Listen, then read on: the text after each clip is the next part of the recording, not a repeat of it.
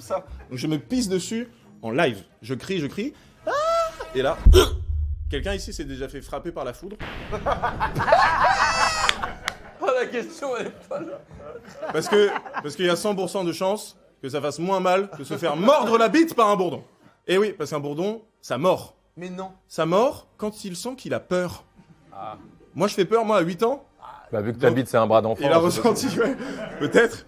Il a ressenti de l'effroi, donc réaction.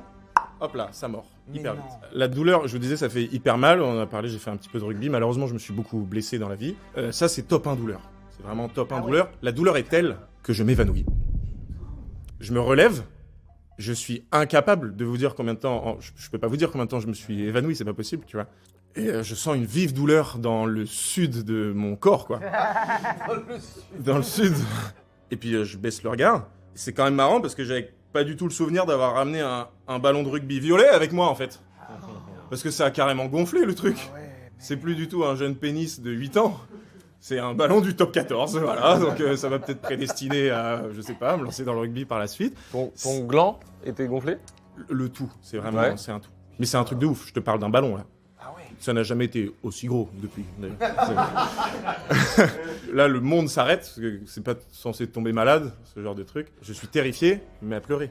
Au-delà de la douleur, c'est la peur aussi. Donc, tu pleures, tu dis, ok, je vais essayer de remettre mon pantalon, mais ça fait trop mal. Et au-delà de ça, ça rentre pas. Ça passe pas. Donc je sors, je me dis, vas-y, c'est bon, allez. Et rappelez-vous, on est dans un parc où il y a des enfants qui jouent, il y a des nounous, il y a des pères de famille, il y a des mères de famille. Il n'y a personne qui m'a aidé. Il me voit, un enfant qui pleure, truc violet au bout de... Voilà. Personne m'a aidé. Et à partir de là, comme je vous disais, je transmets un petit peu la peur à tout le monde. Et ça devient très flou. Ça devient très très flou pour moi. Émilie appelle ma mère pour la prévenir. Elle m'emmène à la clinique.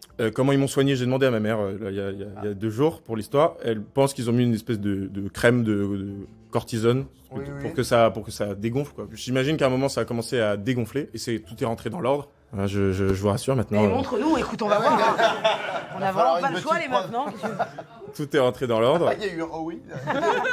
Ah ouais. Moi je suis là pour les meufs, hein, con. Donc rappelez-vous ce qu'on disait au tout début, c'est que c'est pas la petite bête qui va manger la grosse, mais attention à la petite parce qu'elle peut quand même taper un croc dedans. Ouais.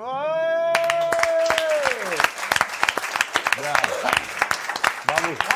Merci de jouer le jeu. Bravo, c'était très bien raconté. Hein. Oui, Très bien. Il a mis la barre très haute. Et la barre. La barre très haute, la barre... Ah ouais. On passe à la suivante. On y va. C'est parti. Moi, je m'appelle Dylan, j'ai 31 ans, je suis suisse. Bravo. Et on vient de loin. Merci d'être venu de Suisse. On vient de l'Espagne. Non, parce que non, on est suisse, mais on vit en van actuellement. Donc, on était en Espagne en fait, il y a 4 jours. Tu vis en van? On vit en van là, on vit la van life là, ouais. À mort, ouais. C'est super ça. Ouais. Tu kiffes la van life? Ouais, franchement, on kiffe grave. Et vous dormez que dans le camion? Ouais, Et tu prends des douches régulièrement tout de même? ouais, bien sûr, on a une douche dans le camion. Ok, on t'écoute alors. Donc l'anecdote prend place, c'est bien sûr en Suisse, dans une petite ville qui s'appelle Aigle. Big up à tous les aiglons qui nous regardent. À l'époque, j'ai 14 ans, j'en ai 31, donc il y a 17 ans. Pour vous expliquer un peu le contexte, je vais vous expliquer un peu la maison de laquelle je vis à cette époque. Il y a la porte d'entrée, un couloir d'environ 3-4 mètres, 1,50 m de large, tout de suite des escaliers qui montent. Ma chambre, elle est en haut des escaliers. Vous voyez la chambre d'Harry Potter en termes de taille? Sous les escaliers, tu veux Ouais, dire, la mienne, elle est au-dessus des escaliers, mais elle fait la même taille. Ah, ok. Voilà, on est sur le même rapport. Là. Mais attends, mec, c'est marrant parce que. Enfin, comment dire, il y a un autre truc. Harry Potter de Mulhouse. Il y a un autre truc de Harry Potter. Il manque juste la cicatrice. Ah, mais à mon avis, elle est en dessous. Mais on va pas le dévoiler. Quand on est devant ma chambre, à gauche, on est dans la cuisine. C'est un peu bizarre, vieille baraque. La cuisine, le salon, c'est à l'étage. Tout est à l'étage, ouais. Et en bas, il y a quoi?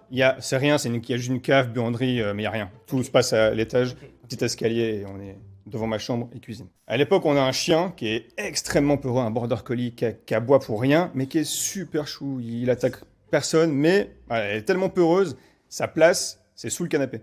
Voilà.